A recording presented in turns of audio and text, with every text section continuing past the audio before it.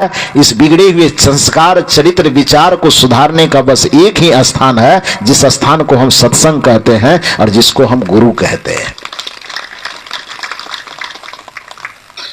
आदमी संपत्ति कमाना तो सीखा, लेकिन आदमी सद्बुद्धि कमाना नहीं सीख पाया।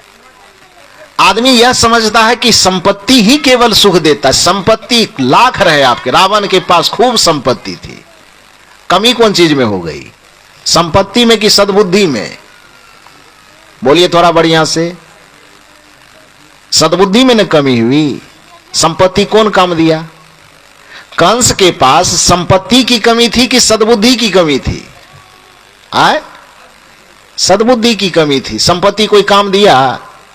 दुर्योधन के पास में संपत्ति की कमी थी कि सद्बुद्धि की कमी थी? सद्बुद्धि की कमी थी, संपत्ति को तो कोई कमी थी नहीं।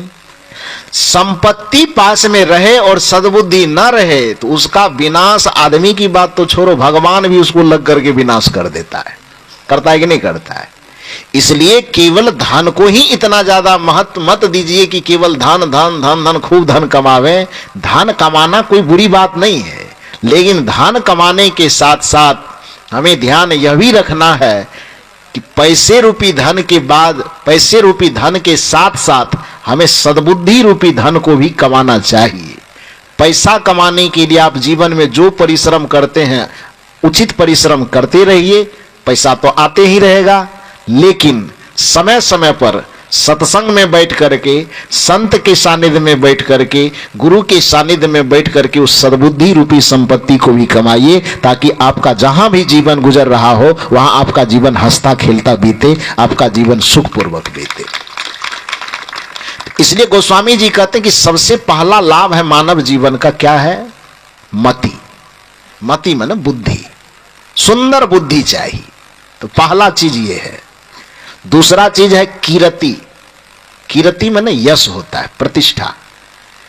धरती पे कौन मनुष्य होगा कि जिसको प्रतिष्ठा नहीं चाहिए, यश नहीं चाहिए? जिसके जीवन के साथ यश नहीं है तो उसका जीवन वैसा ही है जैसे कोई व्यक्ति, दिया तो हो लेकिन उस दिया में प्रकाश न हो, फिर उस दिए का क्या महत्व है? गाय देखने में बड़ी सुंदर हो लेकिन उसमें दूध नाम की कोई चीज न हो, फिर गाय का क्या महत्व है? मंदिर बहुत सुंदर हो लेकिन मंदिर में कोई देवता की प्रतिमा ना बैठी हुई, तो फिर उस मंदिर का क्या महत्व है? कुआं देखने में बड़ा सुंदर हो लेकिन उसके अंदर पानी हो ही नहीं एक बूंद, फिर कुआं का क्या महत्व है? फूल देखने में बहुत सुंदर हो लेकिन उसके अंदर सुगंध ही ना हो, फिर उस फूल का क्या महत्व है? सेमल का फूल देखने में बड़ा सुंदर लगता है, लेकिन कौन कौन देवी देवता को चढ़ता हो? सेमल का फूल कौन भगवान को चढ़ता है? क्यों नहीं चढ़ता है? देखने में तो बड़ा बड़ा है, लाल लाल एकदम, लेकिन आज तक हम लोगों के गले में डेली हजारों माला लटकाया जाता है, लेकिन आज तक ये नहीं देखें कि कोई सेमल के फूल का माला बना के लटका रहा है। देखने में बड़ा है, लाल है, सुंदर है, फिर भी उसका माला न तो संतों को पहनाया जाता है और न किसी देव प्रतिमा के सामने उसको चढ़ाया जाता। क्यों?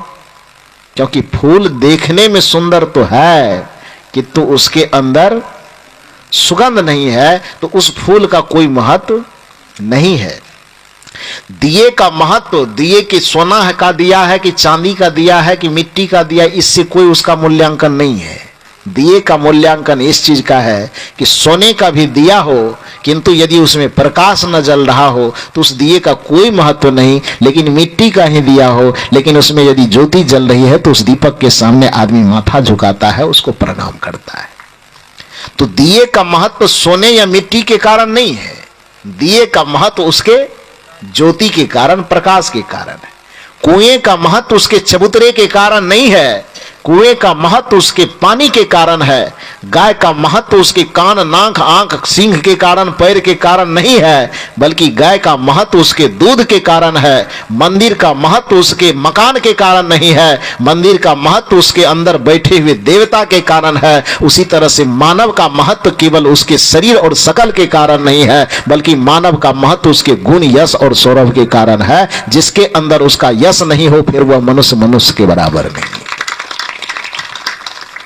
फिर वह मनुष्य की गिनती में क्या? मनुष्य की केवल यदि शरीर शकल से हुआ, रावण गधा नहीं है ना था, वो भी तो मनुष्य ही था। कंस कोई गधा के शरीर में तो नहीं था, वह मनुष्य के ही शरीर में था मनुष्य, लेकिन उसके अंदर मानवता का कोई सुगंध नहीं था, उसके अंदर मनुष्यता का कोई सुगंध, कोई सुवास नहीं था, जिसके कारण मनुष्य होते हुए भी इतना गिर गया कि आज दुनिया में आदमी अपने बच्चे का नाम ढोड़ू मंगड़ू टंगड़ू रख ले, लेकिन रावण कोई नहीं रखना चाहता है। इस दुनिया में शब्दों का इतना कंगाल हो जाए कि एक शब्द भी व्यक्ति को नाम रखने के लिए ना मिले तो कोई नया चीज रख लेगा, लेकिन कंस कोई अपने बेटे का नाम कंस नहीं रखना चाहेगा। दुनिया में आज कोई व्यक्ति हो सकता है कि कोई शब्दकोश खाली हो जाए, को नाम ना मिले रखने के लिए, तो कुछ नया चीज बना के चौकी केवाड़ी रख लेगा नाम, लेकिन अपने बेटे का नाम दुर्योधन नहीं रखेगा। क्यों? क्योंकि जिस व्यक्ति का नाम वो रखा गया उसने अपने चरित्र को इतना कलंकित किया, उसने अपने जीवन के स्तर को इतना नीचे गिरा लिया कि आज उस नाम तक से व्यक्ति को इतनी घृणा है कि कोई अपने बच्चे का नाम पागल अधपागल रख ले वो ठीक है, लेकिन अपने बच्चे का नाम रावण, कुंभकर्ण, दुर्योधन, कंस ये कोई रखने के लिए तैयार नहीं होगा, कोई नहीं रखेगा। क्यों? क्योंकि वह नाम जिस व्यक्ति के साथ जुड़ा ना, वह व्यक्ति अपने चरित्र को इतना नीचे गिरा लिया कि आज जुगों बीत जाने के बावजूद भी उस नाम से व्यक्ति को दुर्गंध निकलता हुआ दिखाई देता है। तो इसलिए मनुष्य का यह कर्तव्य है कि वह मानव जीवन धारण करके आया है तो अपने जीवन को, अपने चरित्र को, अपने संस्कार को इतना उठावे कि उससे यश की सुगंधी निकले, उससे कुछ गुण निकले। इसलिए कबीर साहब ने कहा कि मानुष तेरा गुण बरा, मांस न आवे काज, हार न होते आवरण, त्वचा न बाजन बाज। हे मनुष्य, तुम्हारे जीवन में तुम्हारे शरीर की कोई विशेषता नहीं, चमड़े की क्या विशेषता, इसका क्या बनाओगे, ढोल बनाओगे कि तबला, कुछ नहीं बनेगा। इसके मांस का क्या बनाओगे, मरने के बाद इसका मांस कुत्ता सियार भी नहीं खाएगा। हड्डी का क्या बनाओगे, यूरिया की डीएपी, कुछ नहीं बनेगा, बस एक मटकी में भरोगे हरिद्वार में जा करके। हरिद्वार जाते हैं आप लोग तो बाढ़े में बगले में है, यहीं पर जाकर के फंसा दोगे, राम नाम सत्य है, सबका यही गत है, बस नारा पूरा हो गया। इसके आगे आदमी कुछ नहीं करेगा। जितना छाती पीट पीट करके कहते ना पूरा परिवार संसार ये हमारा है। उर्दू के एक शायर ने बड़ा सुंदर कहा है कि संसार की मोहब्बत का बस दस्तूर है इतना कि जो मरने के बाद छाती पीट पीट के रोते हैं वही 13 दिन के बाद में गरम गरम पूरी मांगता है कि नहीं मांगता है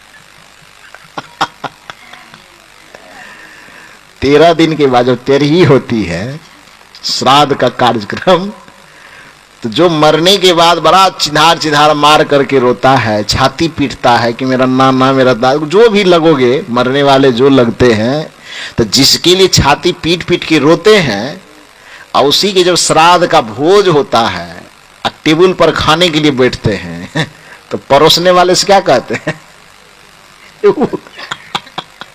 वो भी हंस रहा है, बताओ आए कहते हैं कि नहीं कहते हैं। शायर ने बड़ा सुंदर कहा कि संसार की मोहब्बत का बड़ा अकड़ो मत, ये बेटा मेरा है, बेटी मेरी है, धन मेरा है, दौलत मेरा है, संसार मेरा है, जब तक खुली है आंखें तब तक मेरा है। गोस्वामी जी कहते हैं मूंद हूं आंख। उर्दू के शायर कहते हैं कि संसार की मोहब्बत का दस्तूर है इतना कि जो मरने के बाद छाती पीट के रोते हैं वही 13 दिन के बाद गरम गरम पूरी और नरम नरम जलेबी मांगता है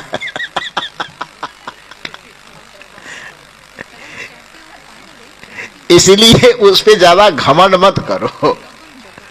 घमंड यदि करना ही है तो इस बात पे घमंड करो कि हम मानव जीवन लेकर के आए हैं, तो कुछ ऐसा करें, कुछ ऐसा कर्म करें, कुछ ऐसा व्यवहार करें, कुछ ऐसा आचरण करें कि उस गुणों का सुगंध मेरे रहने या मेरे न रहने के बाद भी संसार में फैलता रहे। सबरी जी ने कुछ ऐसा कमाया होगा ना जी कि त्रेता युग बीत जाने के बावजूद भी आज तक जहां सत्संग होता है सबरी की चर्चा होती। मीराबाई ने कुछ ऐसा कमाई होगी जो युगों बीत जाने के बावजूद भी आज जहां कौन मीराबाई कौन लगेगा किसका, नानी दादी काकी मामी तो कोई नहीं लगेगा। लेकिन जहां कहीं भी सत्संग की चर्चा, ज्ञान की चर्चा, भक्ति की चर्चा, गुणधर्म की चर्चा होगी तो वहां मीराबाई का नाम आएगा, श्री राम जी का नाम आएगा, श्री कृष्ण जी का नाम आएगा, बुद्ध जी का नाम आएगा, महावीर जी का नाम आएगा, सदगुरु कबीर साहब का नाम आएगा। तो जिनका नाम आएगा कोई किसी को कमा के खिला रहा है? नहीं खिला रहा है। लेकिन फिर नाम क्यों आएगा? तो उसके नाम आने के पीछे का वजह यह है कि वो हमें कमा के खिलावे कि ना खिलावे, लेकिन अपने जीवन रहते उन्होंने कुछ ऐसा महान काम किया है, कुछ अच्छा चरित्र को जिया है, कुछ अच्छे गुणों का संग्रह इस तरह से अपने जीवन में किया है कि वो आज हैं अथवा नहीं है इससे कोई मतलब नहीं। उनके यश के कारण आज भी वह इस संसार में जीवित है, और अपने यश के कारण जब तक धरती सूरज चांद रहेगा तब तक उसको काल भी कबलित नहीं कर सकता, काल भी उसको नहीं मिटा सकता है।